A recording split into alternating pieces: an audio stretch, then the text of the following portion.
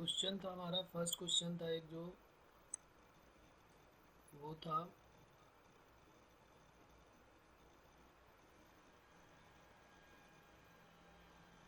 Find two digit number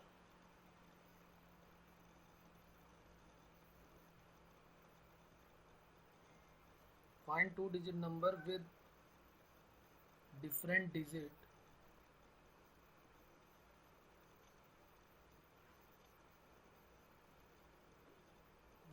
digit का मतलब repetition not allowed है, डिविजिबल बाई 5 से डिविजिबल वाला ये क्वेश्चन होमवर्क था हमारा। तो इसी को देख लेते हैं पहले, फिर दूसरा एटलीस्ट वाले के बारे में बात करते हैं अभी। सबसे पहले यहाँ पर तो ये बहुत छोटा सा है, इसमें हम डायरेक्ट वैल्यू भी पुट करके देख सकते हैं। कई लोगों ने अपना सोल्यूशन भेजा भी है, उनका सही है कई लोगों का। तो देखते हैं कैसे करते हैं इसको। करने के मैं दो मेथड बताता हूँ तुम्हें। एक तो फर्स्ट मेथड है, उसमें तो डायरेक्ट तुम वैल्यू ही रख सकते हो, क्योंकि 2 डिजिट नंबर तो बहुत बड़े होते नहीं हैं। 2 डिजिट नंबर में 5 का डिफरेंस होना चाहिए। तो ये तो हम डायरेक्ट भी कर सकते हैं फर्स्ट मेथड से, और कई लोगों ने इस तरीके से भी किया है। तो हमें आंसर का आइडिया हो जाएगा कि डायरेक्ट हम वैल्यू पुट कर दें। जैसे 10 से स्टार्ट कर लो, 10 आ जाएगा, 15 आ जाएगा, 20, 25, 30, 35, 50। अब यहाँ पर एक गलती ये हो जा रही है कि 55 भी कुछ लोग रख रहे हैं। 55, 60, 65, 70, 75, 80, 85, 90 और 95, ये टोटल हो गए। बस यहाँ पर हमें ये ध्यान रखना था, इसमें लिखा है विद डिफरेंट डिजिट, मतलब डिजिट जो है वो डिफरेंट होनी चाहिए। तो क्या ये 5 जो है ये आ सकता है क्या हमारा? इसने बोला था ना find two digit number with different digit, तो 2 5 एक साथ आ सकते हैं क्या? 2 5 एक साथ हमारे नहीं आ सकते हैं, क्योंकि यहाँ पर तो रिपीटिशन अलाउड हो गया। तो फिर अब क्या करेंगे? अच्छा, 40 और 45 छूट गया है, वो भी लिख लेते हैं भाई। बिल्कुल सही है, 35 के बाद यहाँ पर 40 आ गया और 45 आ गया। तो काउंटिंग कर लेते हैं, 1 2 3 4 5 6 7 8 9 10 11 12 13 14 15 16 17। और ये जो 55 है ये नहीं होगा, इसको ऐसे कट करके दिखा दो, क्योंकि रिपीटिशन नॉट अलाउड है, तो इसलिए ये तो हो नहीं सकता। तो हमारा आंसर क्या हो गया? ये 17। लेकिन अब ये है क्वेश्चन 2 डिजिट का।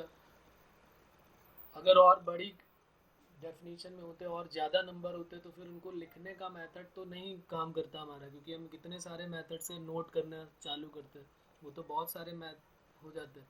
तो इसलिए उसका जो है हमें प्रॉपर एक मेथड पता होना चाहिए।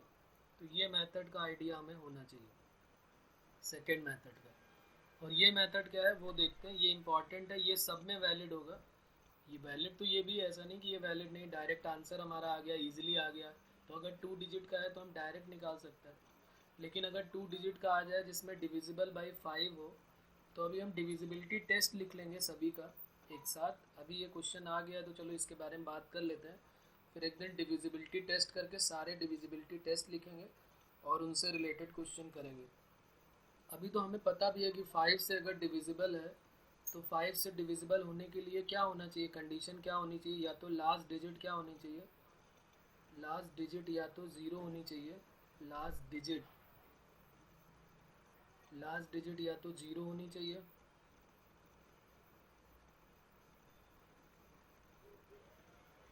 या तो 0 हो या 5 हो, इन दोनों में कोई होगा। मतलब जिसके लास्ट में देख रहे हैं 0 आ रहा है, ये 0 आया, ये 0 आया, ये 0 आया, ये 0 आया, सब 0 आए ना। और फिर लास्ट में क्या आया? 15 आया, ये 15 आया, ये 15, 5 आया, मतलब लास्ट में 5 आया। तो दो है केसेस, या तो लास्ट में 0 होना चाहिए और या लास्ट में 5 होना चाहिए। तो एक काम करते हैं, हम दो केस बना लेते हैं। Case first, if last digit is 0, last digit को हम फिक्स कर देंगे और उसको लिख देंगे 0। तो हमने इस तरह के दो बॉक्स बना लिए, और इसमें लास्ट डिजिट 2 ही डिजिट का बनाना है तो दो बॉक्स हो गए, और लास्ट डिजिट 0 को हमने फिक्स करना है तो हमने यहाँ पे 0 लिख दिया। उसके नंबर ऑफ वेज तो 1 ही होने वाले हैं। क्योंकि जब जीरो को फिक्स कर दिया है, जीरो जो है वो फिक्स हो गया, इसको तो अब हटाना ही नहीं हमको, तो फिर नंबर ऑफ वेज 1 हो गया। और जो टेंस डिजिट है, ये जो टेंस डिजिट है, इसमें क्या क्या नंबर्स आ सकते हैं, तो इसमें नंबर हमारे पास जो टोटल नंबर है वो 0 से लेके 9 तक है सारे के सारे। तो अगर 0 से लेके 9 तक है हमारे पास नंबर, तो हम यहाँ पर 0 तो ले चुके हैं, तो अब हमारे पास 0 से 9 का मतलब टोटल 10 नंबर होते हैं,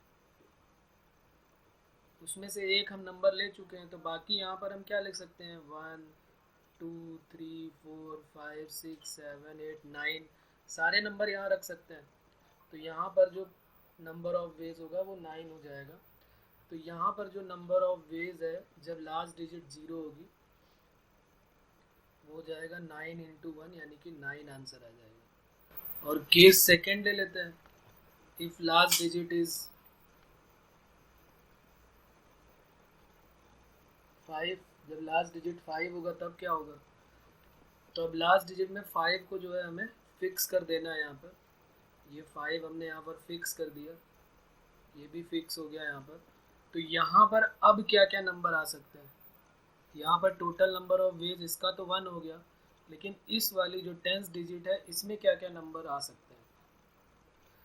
तो यहाँ पर एक और ध्यान रखना है कि जब भी कभी 2 डिजिट नंबर बनाना होता है तो स्टार्टिंग 0 से नहीं हो सकती, 05 तो नहीं आ सकता, क्योंकि 05 तो 1 डिजिट नंबर हो जाएगा। यानी यहाँ पर 0 नहीं हो सकता है और 5 भी नहीं हो सकता है, क्योंकि 5 हमने पीछे फिक्स कर दिया। तो यहाँ पर हो सकता है 0 नहीं हो सकता, तो 1 होगा, 2 होगा, 3 होगा, 4 होगा, 5 नहीं हो सकता, 6 होगा, 7 होगा, 8 होगा और 9 होगा। तो टोटल ये कितने नंबर हो गए, 8। ये तो मैंने समझने के लिए यहाँ लिख दिया है, बाकी तुम्हें तो डायरेक्ट ऐसे ही लिखना है कि नंबर ऑफ वेज इसके कितने हो जाएंगे, 8 इंटू 1 यानी कि 8। तो अब ये जो है पहले वाले में 9 केसेस मिल गए, दूसरे में 8 मिल गए। तो जब भी केसेस मिलेंगे तो हमें जब टोटल नंबर ऑफ वेज निकालना होगा तो हमें सबको ऐड करना पड़ेगा, फिर उनको मल्टीप्लाई नहीं करना है। टोटल नंबर ऑफ वेज में हमें हमेशा यूनियन लेना पड़ता है। तो वो हो जाएगा 8 + 9, यानी आंसर क्या हो जाएगा हमारा 17। तो ये हमारा फर्स्ट क्वेश्चन था जिसका आंसर ये आ गया। अब जरा सेकेंड क्वेश्चन भी देखते हैं, उसका आंसर देखते हैं क्या होगा। तो हमने देखा कि दोनों तरह से इसका आंसर 17 आ गया। जब छोटा क्वेश्चन होगा तो हम डायरेक्ट लिख के भी देख सकते हैं, और जब बड़ा क्वेश्चन होगा तो फिर हम इस मेथड से कर लेंगे, 2 केसेस बना लेंगे, एक जिसमें 0 आएगा और एक जिसमें 5 आ जाएगा। क्वेश्चन नंबर सेकेंड देखते हैं। इसमें था क्वेश्चन हमारा how many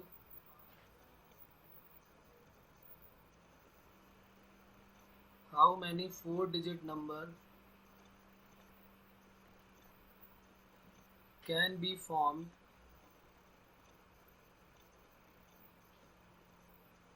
how many 4-digit number can be formed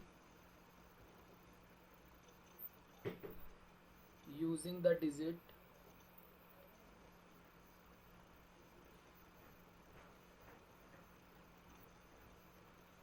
1, 2, 3, 4, 5, 6, 7 if at least one digit is repeated. If at least one digit is repeated.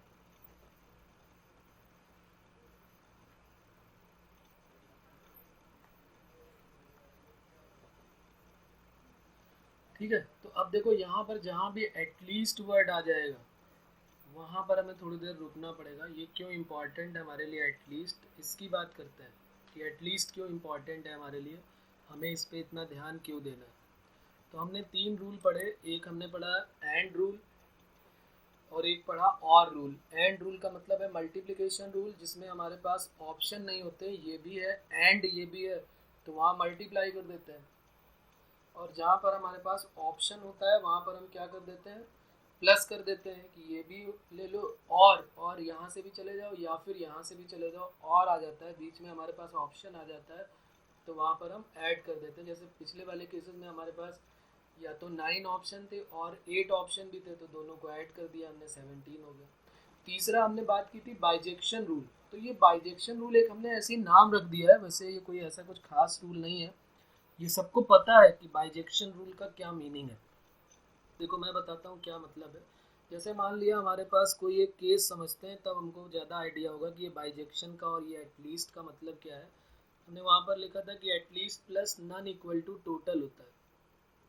ये क्यों लिखा था, इसका क्या मतलब है, at least plus none equal to total.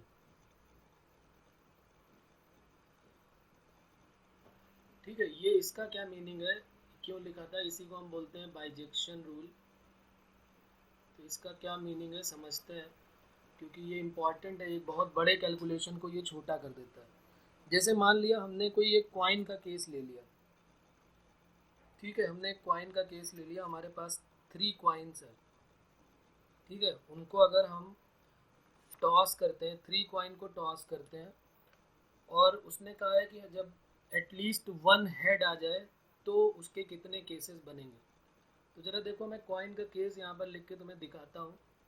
जब कॉइन का केस होता है तो सबको पता है कि 2 की पावर n चलता है कॉइन के टोटल केसेस से। जब कॉइन का केस होगा तो total 2 to the power n चलता है।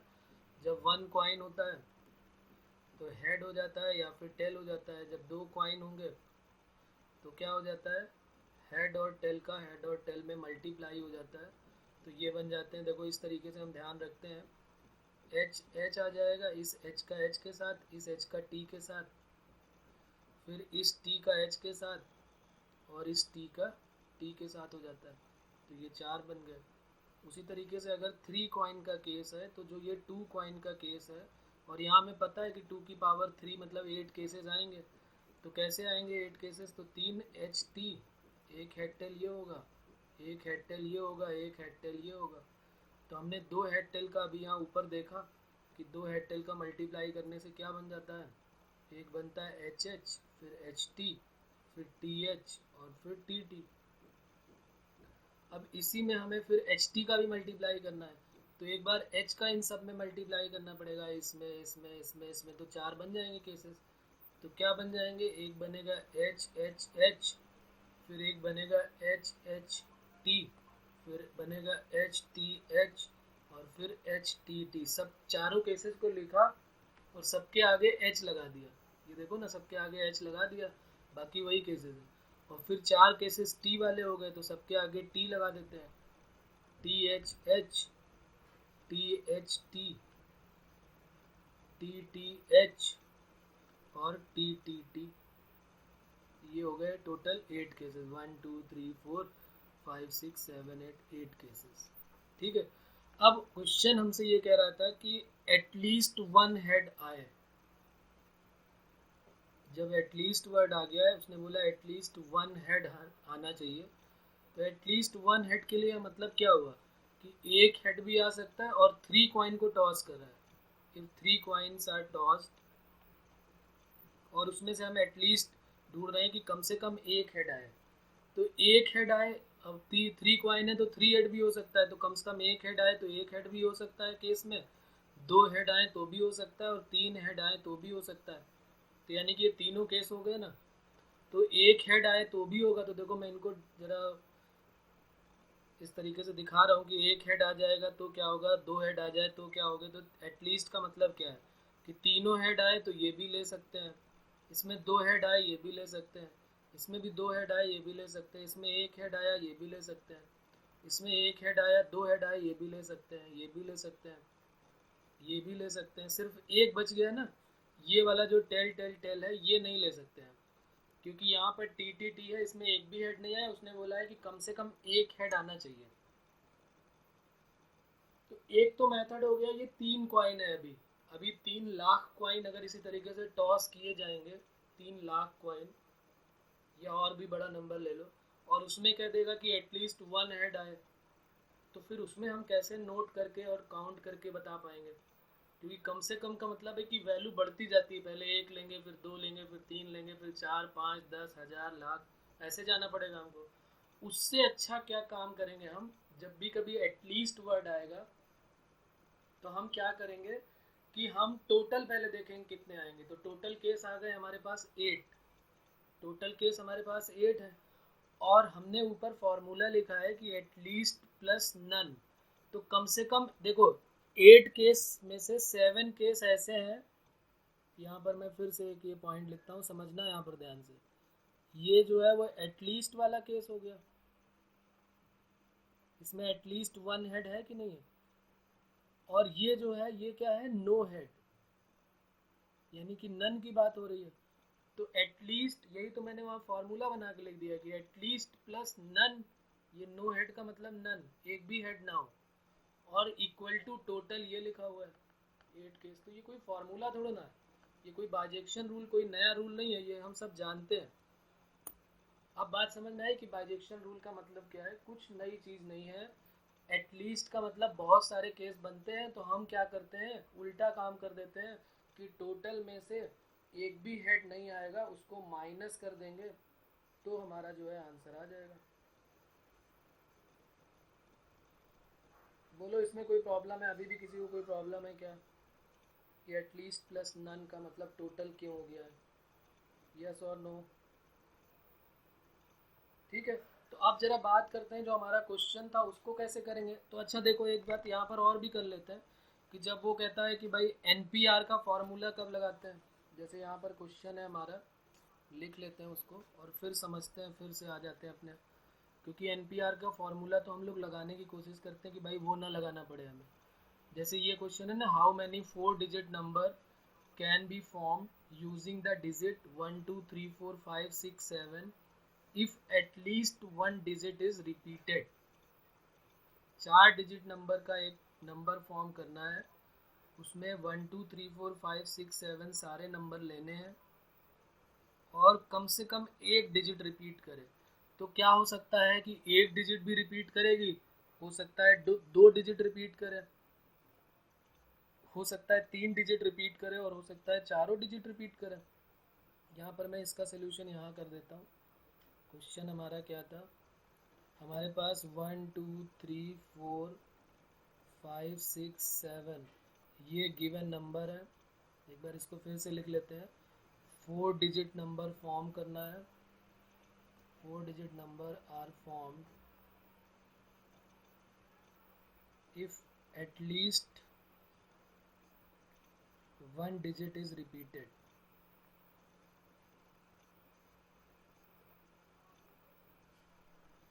एक डिजिट रिपीट करनी चाहिए, तो कम से कम एक डिजिट रिपीट करेगी, तो हो सकता है ये जो है 1 1 2 4 ऐसे बन जाए। हो सकता है दो डिजिट रिपीट करें तो 1 1, यहाँ पर एक डिजिट रिपीट हुई ना 1 1 2 4, दो डिजिट रिपीट करें तो ऐसा भी हो सकता है 1 1 2 2, और अगर तीनों डिजिट रिपीट करनी तो 1 1 1 4 ऐसे भी हो सकता है। ठीक है ना, तो इस टाइप के बहुत सारे केसेस बनेंगे। तो हम क्या करेंगे, पहले टोटल केस निकाल लेंगे और उसमें से हम ये ढूंढेंगे कि कोई भी रिपीट ना करे, तब क्या होगा। तो हम दो केस बनाते हैं। नंबर 1 केस फर्स्ट बनाते हैं, if total number of case कितने होंगे। सबसे पहले बनाते हैं कि टोटल नंबर ऑफ केसेस कितने होंगे। तो ये केस मत बनाओ, यहाँ लिख दो कि टोटल नंबर ऑफ केस क्या होगा। Total number of veg, total number of veg कैसे निकालेंगे ये देख लेते हैं। 4 बॉक्स बना देते हैं, 1 2 3 एंड 4, और हमारे पास 7 नंबर है। हम ये 7 नंबर लेके यहाँ पर खड़े हुए हैं। अब यहाँ पर हम सबसे पहले फर्स्ट वाले में अगर हम यहाँ पर रखना स्टार्ट करें, तो यहाँ पर कितने नंबर रख सकते हैं लास्ट वाले में। तो हमारे पास 1 से लेके 7 तक कोई भी नंबर यहाँ रख दो, तो इसके नंबर ऑफ वेज हो गए 7। फिर दूसरे वाले बॉक्स के पास है भाई, हमारे पास यहाँ पर हम थे और हमारे पास हाथ में टोटल 7 डिजिट थी, 1 2 3 4 5 6 7 करके। यहाँ पर हम 7 रख सकते हैं। फिर दूसरे बॉक्स में कितने रख सकते हैं, दूसरे बॉक्स में कितने रख सकते हैं, अगर हमें टोटल नंबर ऑफ वेज चाहिए कितने बनेंगे जिसमें रिपीटिशन भी हो और रिपीटिशन ना भी हो, तभी तो टोटल मिलेगा ना। तो दूसरे में भी 7 रख सकते हैं, तो दूसरे में भी 7 रख दिया, तीसरे में भी 7 रख दिया, चौथे में भी 7 रख दिया। तो टोटल नंबर ऑफ वेज बन गए 7 to the power 4।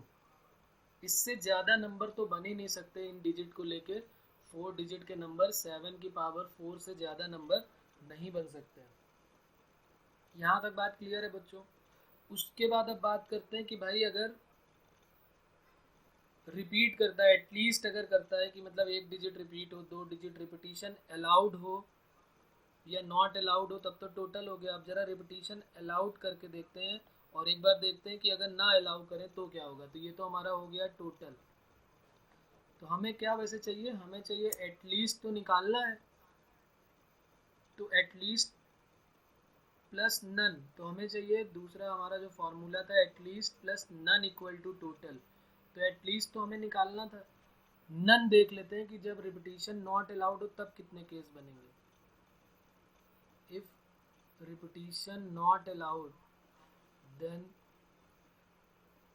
Total cases, जब रिपीटिशन अलाउड नहीं होगा तब टोटल केस कितने बनने वाले ये देखते हैं। बताओ जरा क्या होगा। हमारे पास 7 डिजिट है यहाँ पर, हम इस वाले पहले वाले बॉक्स में कितने नंबर रख सकते हैं, ये सब लिखना पड़ता है कि फर्स्ट जो यूनिट डिजिट है वो उसको फिल करने के नंबर ऑफ वेज क्या होंगे, दूसरे के क्या होंगे, तीसरे के क्या होंगे। हाँ बिल्कुल सही है, बिल्कुल सही बोला आपने। यहाँ पर 7 हो सकते हैं, फिर यहाँ पर 6 हो जाएंगे, यहाँ पर 5 हो जाएंगे और यहाँ पर क्या हो जाएंगे, 4 हो जाएंगे। तो इसी को तो हम बोल देते हैं, इसी को हमने बोला था कि इसी को हम 7p4 बोल देते हैं, याद है ना। N P R factorial N upon factorial 7 minus 4 करेंगे तो कितना हो जाएगा, 3 फैक्टोरियल। और 7 को ओपन करो, 7 इंटू 6 इंटू 5 इंटू 4 और 3 फैक्टोरियल तो कट हो जाएगा। तो देखो यही आ गया। तो चाहे ये लिख दो या ये लिख दो, बात एक ही है, हम फॉर्मूला यूज़ नहीं करते। लेकिन एक बात तो समझ में आ गई कि रिपीटिशन जब नॉट अलाउड होगा तभी हम NPR का यूज़ कर रहे हैं। तो अब हमारे पास ये बन गया, नन के लिए बन गया। जब रिपीटिशन नॉट अलाउड है तो नन का केस जो है वो बन गया 7p4 या 4 5 6 7, या इसको 7p4 लिख दिया। टोटल हमारे पास ये है, नन हमारे पास ये है, हमें एटलीस्ट निकालना है। तो at least 1 digit is repeated, at least 1 digit is repeated equal to क्या करना पड़ेगा, टोटल में हमें क्या माइनस करना पड़ेगा, नन। तो टोटल है 7 टू द पावर 4 और माइनस नन क्या है, 4 इंटू 5 इंटू 6 इंटू 7, और या फिर इसको लिख दो 7p4, किसी भी तरीके से ऑप्शन दिया हो तो 7p4। तो ये हमारा आंसर हो गया। अब मेरे ख्याल से एटलीस्ट की जो प्रॉब्लम है या नन की जो प्रॉब्लम है या टोटल की जो प्रॉब्लम है वो सॉल्व हो गई होगी। कोई प्रॉब्लम है इसमें अभी भी बताइए बच्चों। ओके, तो आंसर भी आ गया 1561। अच्छा, एटलीस्ट में से 1561 को माइनस करना है। 7 की पावर 4 कितना आ रहा है,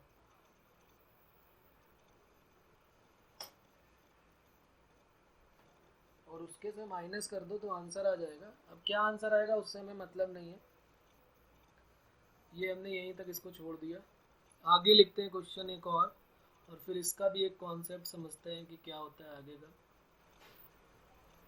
क्वेश्चन नेक्स्ट है हमारा, in how many veg, in how many ways 6 ring can be worn on 4 finger in hand if number 1 है if repetition is allowed और नंबर 2 है if repetition is not allowed। ये दो केसेस हैं, इनके बारे में हम बात करेंगे अब कि रिपीटिशन नॉट अलाउड हो तब क्या होगा और रिपीटिशन अलाउड हो तब क्या होगा। तो ज़रा बताइए आप इसका आंसर क्या होगा।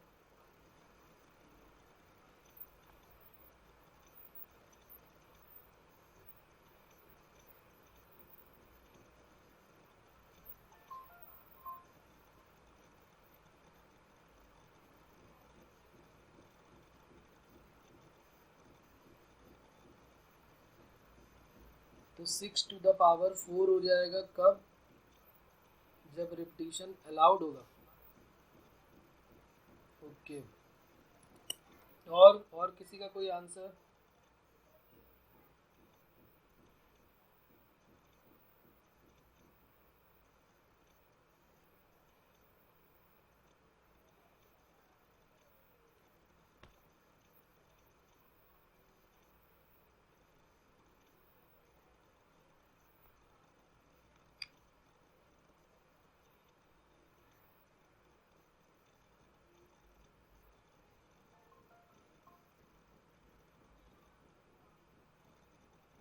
ओके, चलो अब बताता हूँ मैं क्या गड़बड़ी कर रहे हो तुम लोग, देखते हैं यहाँ पे। अब यहाँ पर एक बहुत बड़ा डाउट ये होता है कि 4 की पावर 6 करनी है कि 6 की पावर 4 करनी है, लोग कंफ्यूज हो जाते हैं। तो वो मैं अभी बताता हूँ, देखो क्या प्रॉब्लम आती है इसमें। जैसे हमारे पास 6 रिंग है और 4 फिंगर है, 6 रिंग है और 4 फिंगर है हमारे हैंड में। एक तो थंब है, उसको छोड़ दिया गया।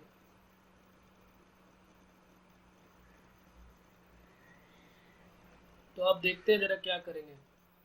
तो इस तरीके का काम है हमारे पास कि हमारे पास 4 जो है वो फिंगर है और 6 रिंग है। तो हम इस तरीके से इसको बना भी लेते हैं। चलो एक बार काम करते हैं, बना लेते हैं। एक ये हमारे पास ये फिंगर हो गई हमारी, एक ये फिंगर हो गई, ठीक है, एक ये फिंगर हो गई। काफ़ी खतरनाक फिंगर बनी हुई है, तो लेकिन मान लेते हैं। और ये रिंग है हमारे पास 1 2 3 4 5 और ये 6, ये रिंग है। थोड़ा रिंग को बना देते हैं अच्छी सी, ये रिंग हो गई, ठीक है। अब जरा बताओ, पहले वाले फिंगर में हम फर्स्ट वाली फिंगर के पास गए 6 रिंग को लेके, तो इस रिंग को फर्स्ट वाली फिंगर में डालने के कितने मेथड है? अगर रिपीटिशन अलाउड है तो बताना, रिपीटिशन अलाउड है तो।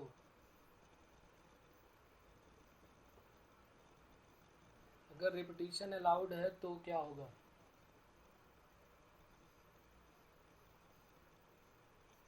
सोच के बताओ कि अगर रिपीटिशन अलाउड है। चलो मैं भी अच्छी फिंगर बना देता हूँ, इसमें क्या है। 4, अच्छा ये ले लिया।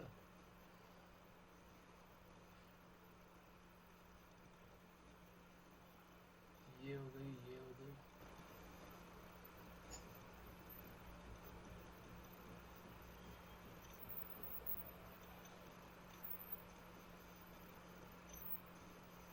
पाँच होनी चाहिए ना, ये थंब हो गया, ये 4 है तो थंब को हटा देते हैं, अभी ये हमारे काम का नहीं है। ये 4 फिंगर में हमको फिल करनी है, ठीक है। तो अब बताओ जरा, फर्स्ट वाली रिंग को 4 फिंगर में फिल करने के कितने मेथड होंगे जब रिपीटिशन अलाउड है? केस फर्स्ट ले रहे हैं हम, रिपीटिशन अलाउड है। तो रिपीटिशन अलाउड है तो फर्स्ट वाली फिंगर में क्या मैं फर्स्ट वाली रिंग को डाल सकता हूँ? क्या मैं सेकेंड वाली रिंग को भी डाल सकता हूँ, थर्ड को भी डाल सकता हूँ, फोर्थ को भी डाल सकता हूँ, फिफ्थ को भी, सिक्स को भी? सारी जो 6 रिंग है वो फर्स्ट वाली फिंगर में आ सकती हैं। तो इसका मतलब फर्स्ट वाली रिंग को या 6 रिंग जो भी है वो फर्स्ट वाले फिंगर में कितने तरीके से जा सकती हैं, ये सोचना, ये सोचना है तुमको। या इस तरीके से सोच सकते हो कि हम 4 फिंगर है हमारे पास और ये रिंग है। एक बार और थोड़ा सोचो, जो जवाब दिए ना उनको थोड़ा सा सोचो, क्योंकि उनमें कुछ तो गड़बड़ी है। चेक करो और फिर बताओ क्या आंसर होगा। एक बार फिर टाइम दे रहा हूँ, सोचो थोड़ा सा। डायरेक्ट आंसर दोगे गड़बड़ हो जाएगा। एक बार सोचो कि क्या हो सकता है।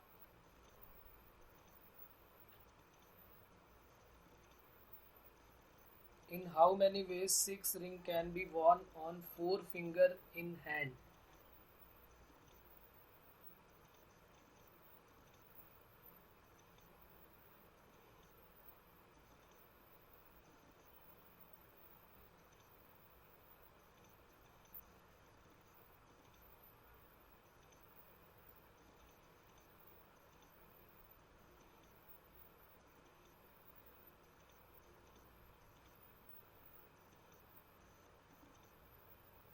तो या तो 4 टू द पावर 6 होगा या तो 6 टू द पावर 4 होगा। इसमें बहुत डाउट होता है और ये जेई के पेपर में भी पूछा जा चुका है, तो इसलिए इसमें प्रॉब्लम है। थोड़ा सा सोचो कि क्या कर सकते हैं। In how many ways 6 ring can be worn on 4 finger?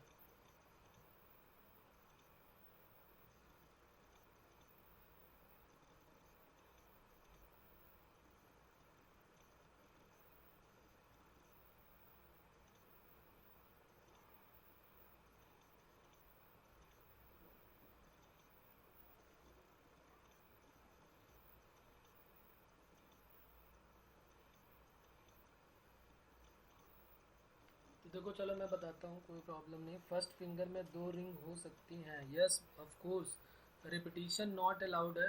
हो सकता है एक ही रिंग, एक ही फिंगर में हम सारी की सारी जो है वो 6 रिंग पहन लें। इतनी बड़ी फिंगर होनी चाहिए बस हमारी कि 6 की 6 सारी की सारी पहन लें, ऐसा भी हो सकता है क्योंकि रिपीटिशन अलाउड है। तो फर्स्ट फिंगर में वो 6 की 6 भी रिंग आ सकती है। तो एक रिंग को हम फर्स्ट वाली फिंगर में भी पहन सकते हैं, सेकेंड वाली में भी पहन सकते हैं, थर्ड वाली में भी पहन सकते हैं, फोर वाले में भी पहन सकते हैं। तो इसका मतलब क्या हुआ कि हम जो है फर्स्ट वाले फिंगर में एक रिंग को हम 4 वेज से पहन सकते हैं। फर्स्ट वाले में भी पहन सकते हैं, सेकेंड वाले में भी पहन सकते हैं, थर्ड में भी, फोर्थ में भी, फर्स्ट वाली रिंग को। उसके बाद हो सकता है कि एक ही उंगली में चारों पहन लें, ऐसा भी हो सकता है। तब भी उसके जो है ये 4 वेज हो गए। अब जो है दूसरे वाले में जब देखोगे, जब दूसरे फिंगर में जाओगे तो दूसरे मतलब दूसरी रिंग को लेके 4 फिंगर के पास गए तो उसके भी 4 वेज होंगे। फिर थर्ड वाले के पास थर्ड रिंग को लेके गए 4 फिंगर के पास तो उसके भी 3 वेज, मतलब 4 वेज। तो ये 4 4 4 करके ये कितने वेज हो जाएंगे? 6 है हमारे पास ना, तो 4 इंटू 4 इंटू 4 इंटू 4, तो 4 टू द पावर 6 होगा ना, तो ना कि 6 टू द पावर 4। बात समझ में आ रही? इसको मैं अभी एक शॉर्टकट बता दूंगा ताकि डाउट ही नहीं रहेगा तुम्हारे पास। अभी ये समझ में तो एटलीस्ट आना चाहिए। उसके बाद इसका भी एक शॉर्टकट लिख दूंगा, उससे कभी तुम्हारा क्वेश्चन रॉन्ग ही नहीं होगा। बस थोड़ा सा ध्यान रखना होगा, उसके बाद फिर दिमाग नहीं लगाना पड़ेगा। उसके बाद दूसरा रिपीटिशन नॉट अलाउड की बात जब होगी तो इस तरीके से हमारे पास 4 बॉक्स हैं और रिपीटिशन अलाउड नहीं है। तो हमारे पास इस वाले फर्स्ट वाली फिंगर में कितने 6 रिंग में कोई भी, इसमें से 5 रिंग में कोई भी, इसमें 4 रिंग में कोई भी, और इसमें 3 रिंग में कोई भी पहन सकते हैं। तो इसका आंसर हो जाएगा 3 इंटू 4 इंटू 5 इंटू 6। तो ये आंसर हो जाएगा, और इसका 4 टू द पावर 6 हो जाएगा, ना कि 6 टू द पावर 4 होगा। तो 4096 जिनका आंसर आया है वो आंसर सही है। 4 टू द पावर 6 का 4096।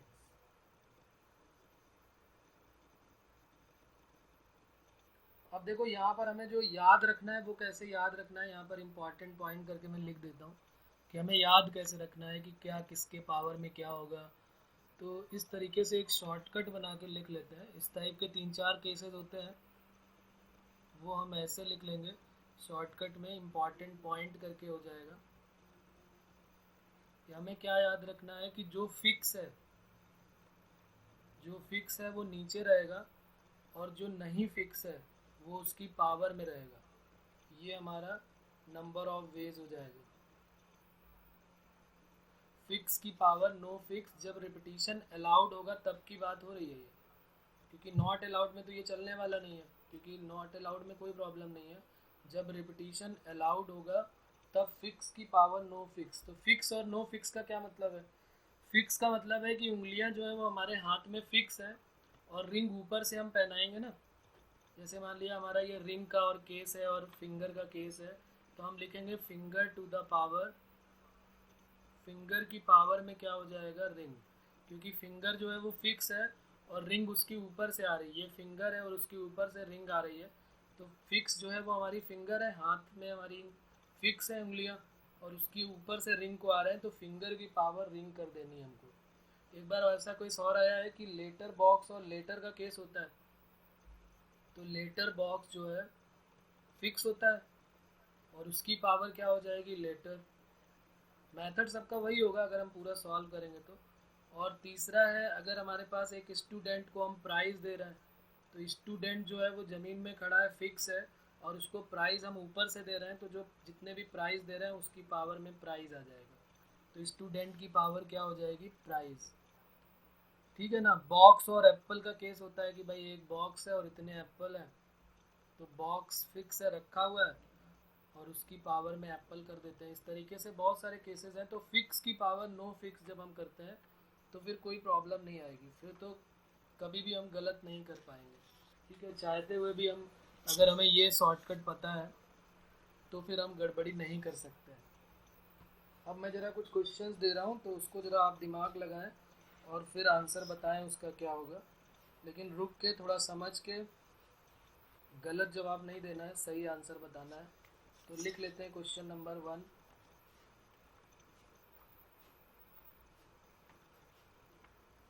इन how many veg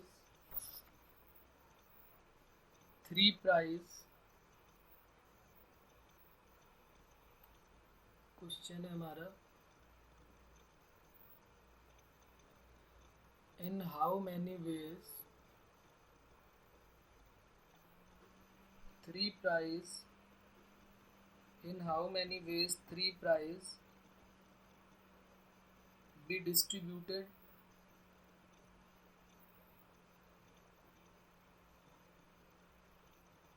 among 4 boys। Case first है, a boy may get any number of prize, a boy get any number of prize। और सेकेंड केस है इसका, no boy get all the prize।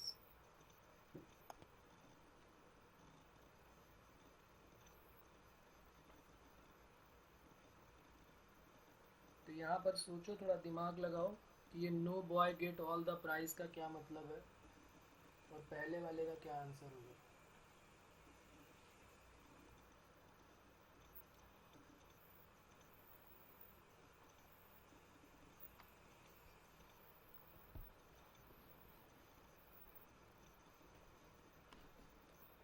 Any number of prize का मतलब है a boy get any number of prize, मतलब repetition allowed है। तो repetition allowed है तो ये हमारे पास लिखा हुआ है फिक्स की पावर नो, फिक्स कर दो आंसर आ जाता है। तो पहले वाले का आंसर तो इजीली आ जाएगा। क्या आंसर हो जाएगा, बॉय कितने हैं 4 फिक्स है, और प्राइस नहीं लिखा क्या मैंने, in how many ways can 3 prize, अच्छा ये लिखा ही नहीं क्या, कि बोला था लिखा नहीं। In how many ways can 3 prize be distributed, can 3 prize be distributed among 4 boys।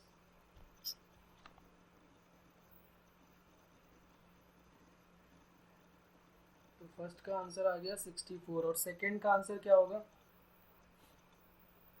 तो 4 टू द पावर फर्स्ट वाले का आंसर हो गया a boy get any number of prize equal to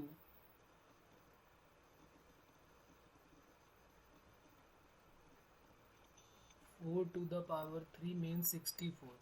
ये एक अलग मीनिंग वाला वर्ड आ गया, no boy get all the prize, no boy get all the prize, इसमें क्या मतलब है। तो इसका आंसर क्या आया 24। ओके, देखते हैं कैसे 24 रॉन्ग है, कुछ गड़बड़ है इसमें। ये कह रहा है कि किसी भी लड़के को जो है वो सारे प्राइज नहीं मिलने चाहिए, कि मतलब हम सारे प्राइज उसी को देते हैं, ऐसा नहीं होना चाहिए।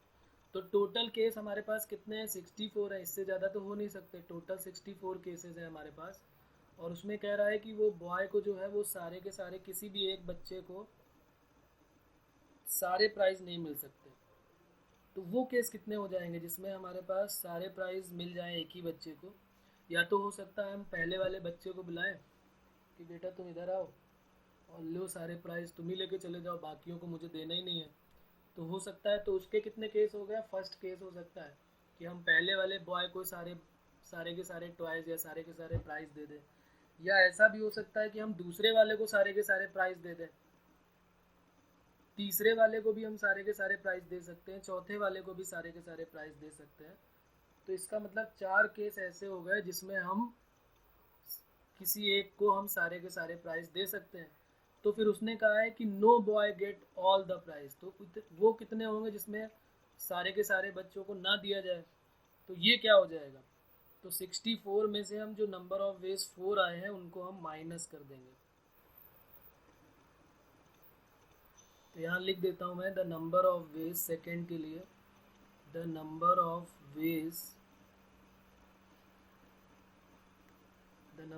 Veg in which get all the prize in any one of 4 boys get all the prizes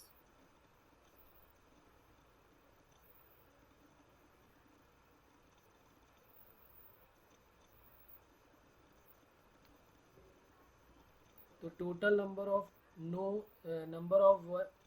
of ways in which no boy get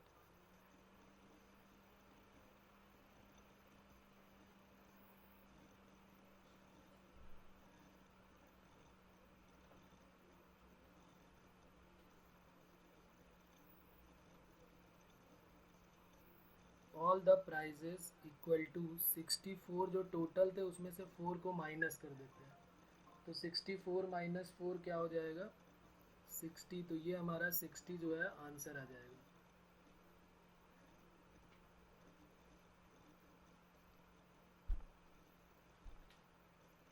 sixty जो है हमारा आंसर आ जाएगा। अगला क्वेश्चन एक और देखते हैं, next question.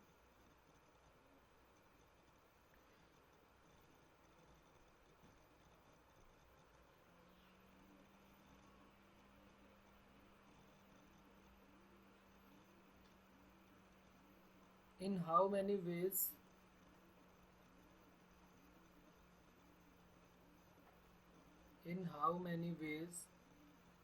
six apple be distributed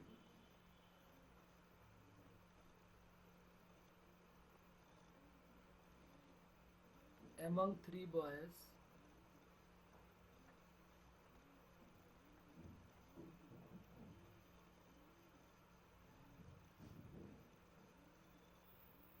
there being no restriction of the number of apple।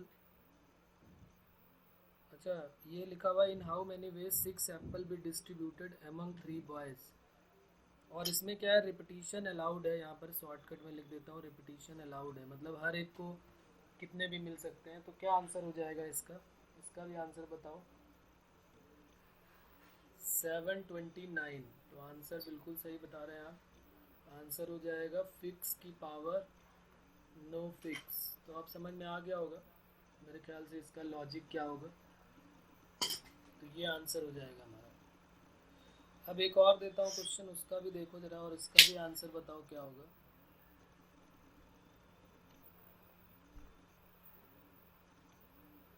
There are 3 different rings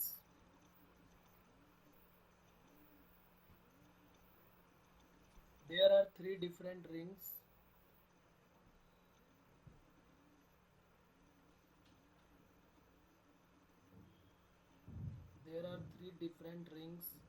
to be worn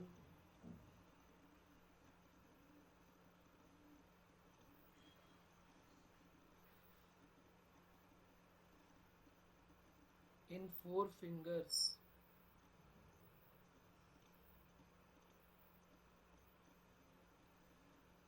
with at most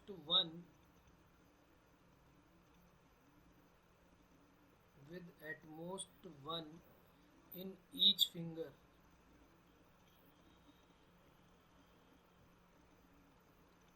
In how many ways can this be done?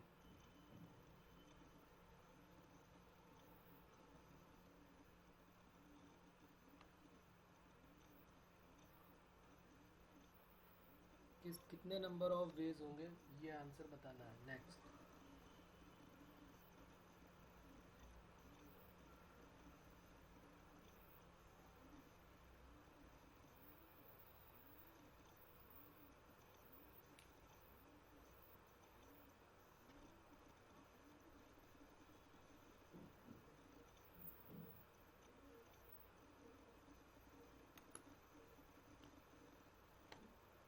दिमाग लगाओ, दिमाग। Answer देने के पहले एक बार ज़रा सोचे आप कि मैंने क्या चेंज किया हुआ है।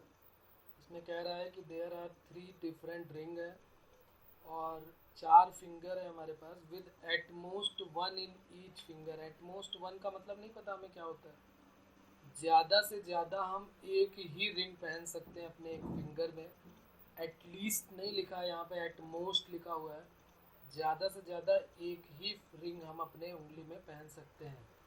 तो फिर उसके कितने नंबर ऑफ वेज होंगे ये पूछे गए हैं। तो तुम्हें ये सोचना है कि इसमें रिपीटिशन अलाउड है कि रिपीटिशन नॉट अलाउड है। रिपीटिशन अलाउड होता है तभी तो हम फिक्स की पावर नो फिक्स करते हैं। सभी में थोड़ा ना कि हमने देखा कि 3 डिफरेंट रिंग है और 4 फिंगर है और बस तुरंत एकदम लगा दिया हमने आंसर। तो कितने नंबर ऑफ वेज होंगे चेक करो, ढूंढो और बताओ। अभी इस तरह का क्वेश्चन अभी हमने किया है।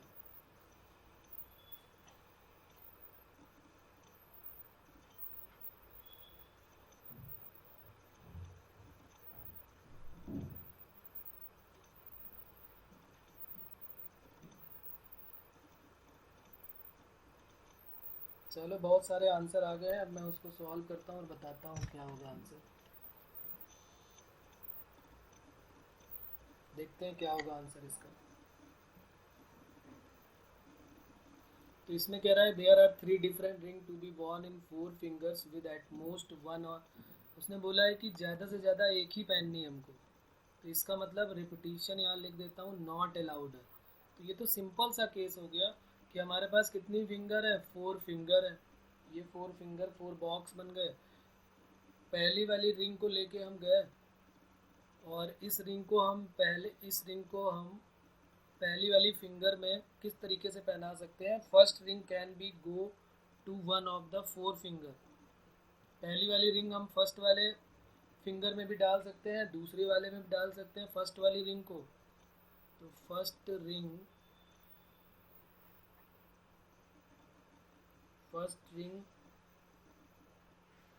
कैन बी गो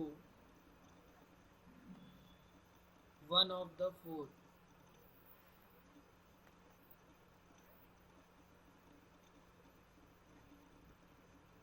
किसी भी फिंगर में हम डाल सकते हैं। फर्स्ट वाली रिंग को हम पहले में भी डाल सकते हैं, दूसरे में भी डाल सकते हैं, तीसरे में भी डाल सकते हैं, चौथे में भी डाल सकते हैं।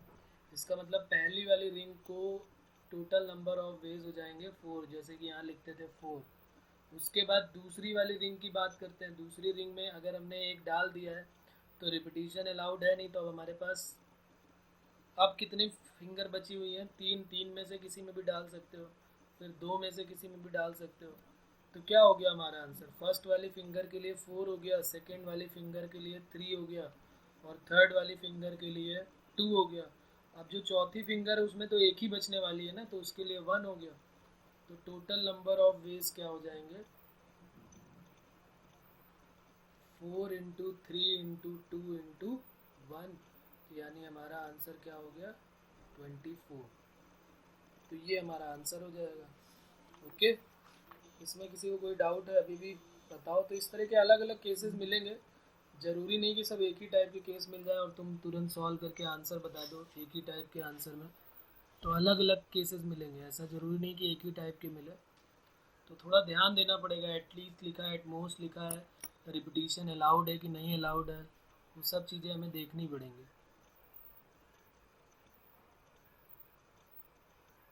चलिए तो फिर आगे बढ़ते हैं, क्वेश्चन और करते हैं। अच्छा सा क्वेश्चन है खैर अपने पास, उसको लिखते हैं और सॉल्व करते हैं।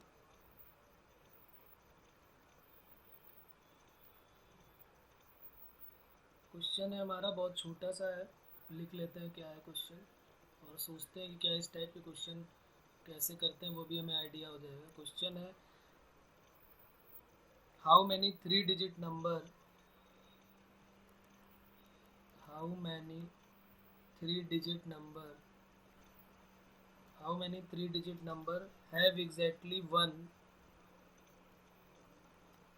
have exactly one of their digit as 5. Exactly one of their digit as 5 कह रहा है इतने ऐसे कितने नंबर पॉसिबल है 3 डिजिट नंबर जिसमें एग्जैक्टली 1 5 हो, एक 5 हो, बाकी कोई भी हो, 5 एक ही होना चाहिए। जैसे मान लिया हमारे पास एक नंबर है 1 1 5, तो 5 एक बार है, 5 रिपीट नहीं करना चाहिए, बाकी कोई भी रिपीट करे कोई प्रॉब्लम नहीं है। 1 2 5, 5 2 1, ऐसे करके 3 डिजिट नंबर बनाने हैं। 9 9 5, इस तरीके के कितने नंबर पॉसिबल है? सोच समझ के जवाब दो। ये जो हमने पढ़ा है ज़रूरी नहीं कि उसी से रिलेटेड हो, पहले एक बार थोड़ा सोचना है और फिर जवाब देना है कि कितने नंबर ऐसे पॉसिबल हो सकते हैं जिनमें एग्जैक्टली 1 बार 5 आना चाहिए और बाकी नंबर रिपीट हो उससे हमें मतलब नहीं है, 2 5 नहीं आने चाहिए किसी में भी। तो हो सकता है कि वो यूनिट में रिपीट हुआ हो सकता है वो टेंस में रिपीट हुआ हो 5, मतलब एक बार 5 आया हो, और हो सकता है वो 100 में 5 आया हो। तो ऐसे सोचना पड़ेगा, 3 केसेस बनेंगे हमारे पास कि जब हो सकता है कि यूनिट डिजिट में 5 आया हो, बाकी के चांसेस निकालने पड़ेंगे। फिर एक बार टेंस आया हो, उसके चांसेस निकालने पड़ेंगे। फिर एक बार 100 आया हो तो उसके चांसेस निकालने पड़ेंगे क्या होंगे।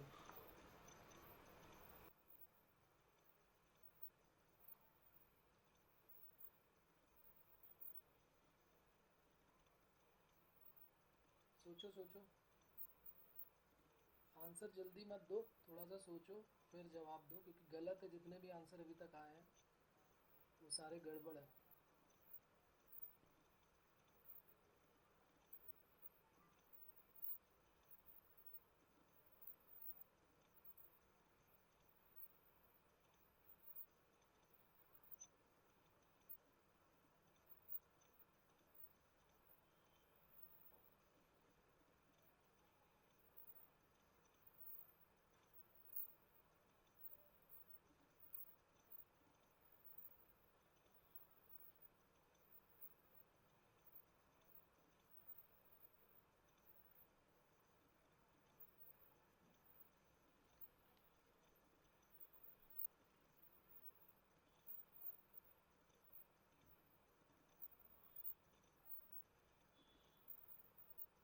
टोटल 243 आ रहे हैं। ओके,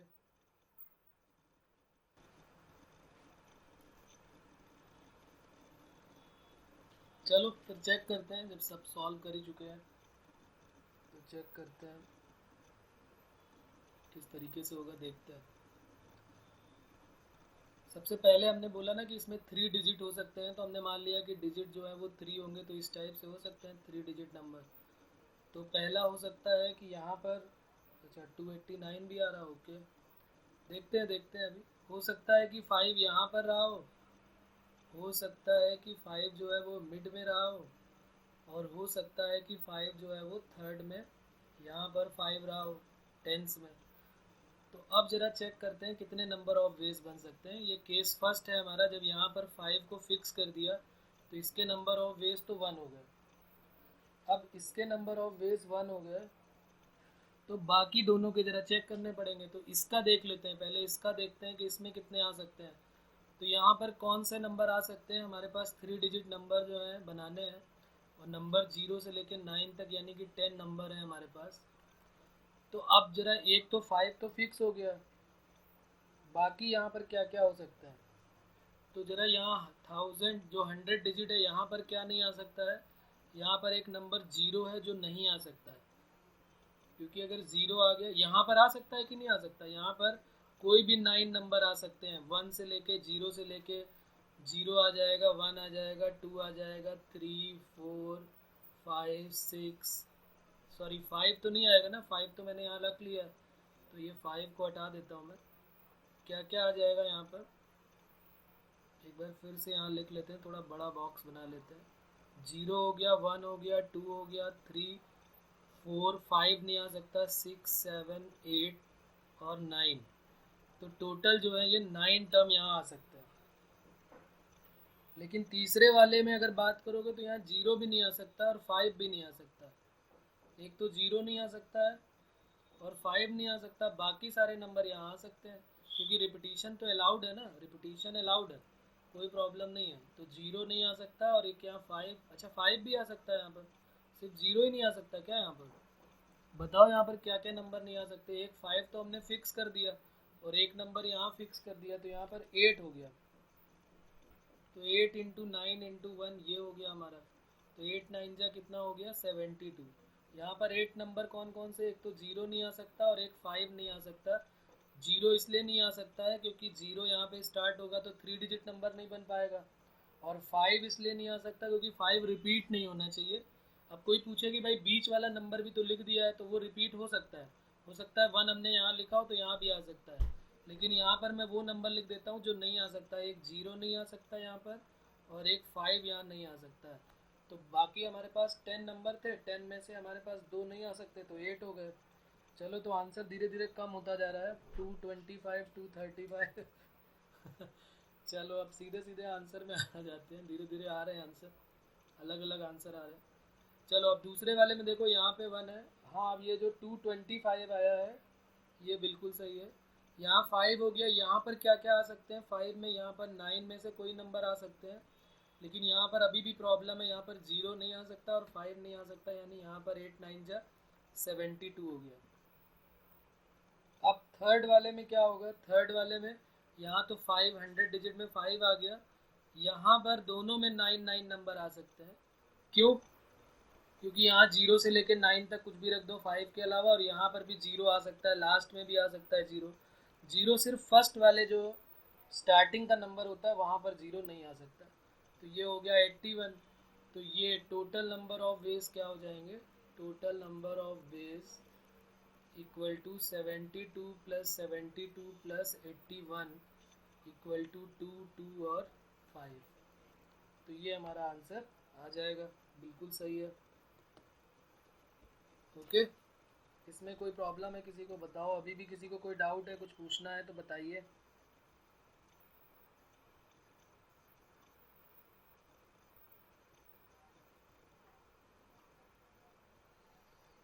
तो बहुत सारे आंसर ना बताएं, सिर्फ थोड़ा सोचें फिर आंसर बताएंगे, जल्दी हो जाएगा। चलिए कुछ होमवर्क में 2 क्वेश्चन देता हूँ, वो लिख लेते हैं यहाँ पर। क्वेश्चन नंबर 1 देखते हैं क्या है। ये होमवर्क है हमारा, इसको लिखें।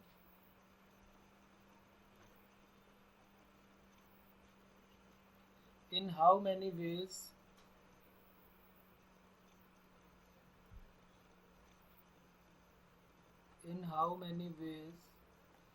can 4 different ball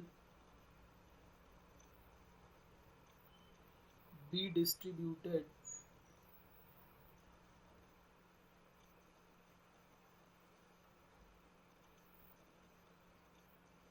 among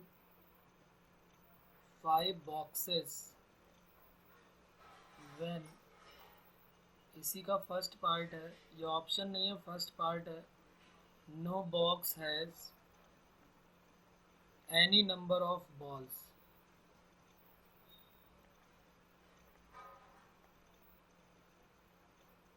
नहीं, एक minute. No box has more than 1 ball. No box has, पहला केस है, मोर देन 1 बॉल।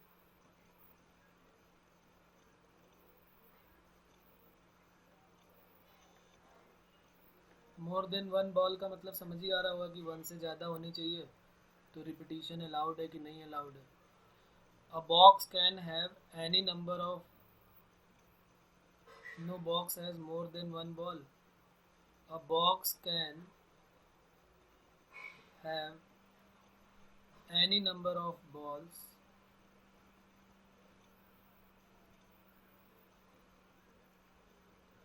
इसी का थर्ड पार्ट है। नो बॉक्स कंटेन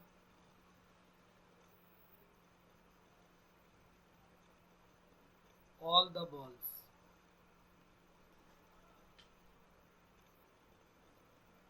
और इनके आंसर भी मैं यहाँ पर लिख देता हूँ। फर्स्ट का आंसर है 120, सेकेंड का आंसर है 625 और थर्ड का आंसर है 620। अभी ये जो नो बॉक्स करके अभी हमने एक क्वेश्चन किया था उसी से रिलेटेड है। नो बॉल करके अभी किया था ना यहाँ पर। उसी से रिलेटेड है, थोड़ा सा ध्यान देंगे तो समझ में आ जाएगा। तो ये हमारा फर्स्ट क्वेश्चन हो गया।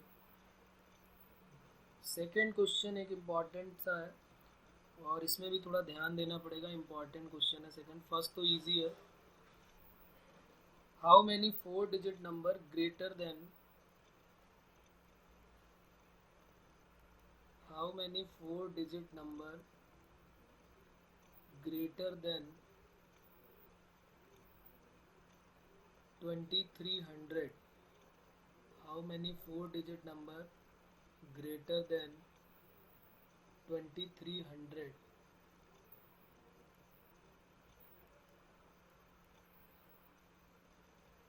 can be formed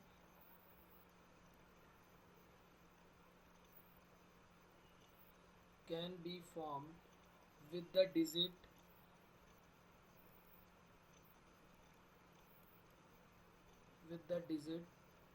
0 1 2 3 4 5 6?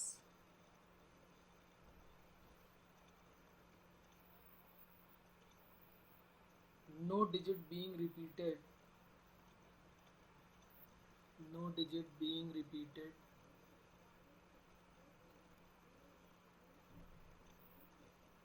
no digit being repeated in any number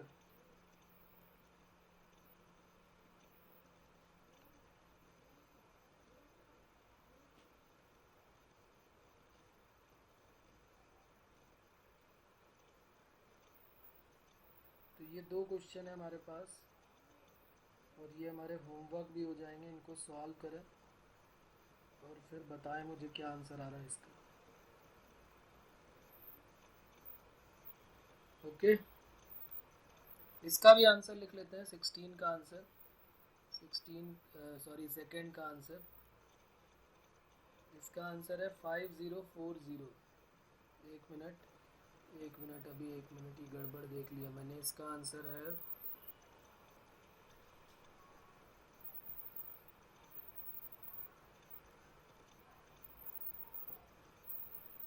560। इसका आंसर है 560। ओके, तो ये दो क्वेश्चन है हमारे, इनके आंसर दे दिए मैंने। एक बार चेक करें ताकि गड़बड़ आंसर ना निकले। चलिए फिर मिलते हैं अगले टर्न पे। बस हमारा काम यही है कि सारे जितने भी चीज़ें हैं उनको याद रखें, जो भी केसेस बताए जा रहे हैं, जो भी फार्मूले बताए जा रहे हैं उनको याद करें। ओके बच्चों, नोट कर लीजिए जल्दी से। हो गया, नोट कर लिया सबने?